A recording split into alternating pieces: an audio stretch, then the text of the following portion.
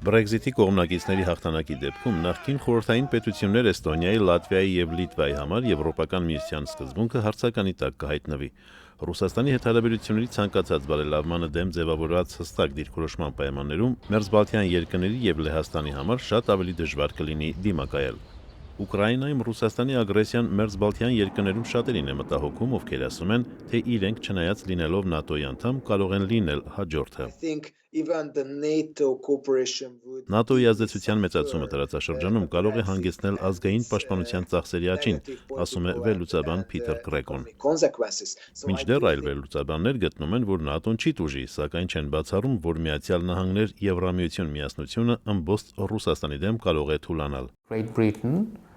Մոսկվայի Քարնեգի հաստատությունից Ալեքսանդր Բաունովի խոսքերով. Մեծ Բրիտանիան միշտ համարվել է Եվրամիության առավել ամերիկամետ կողմը։ Մերձբալթյան երկրները, Լեհաստանը եւ մի շարք այլ արևելաեվրոպական երկրներ շահագրգռված են եվրոպական քաղաքականության մեջ տեսնել ամերիկյան ազդեցության աճի միտում, այլ ոչ հակառակը։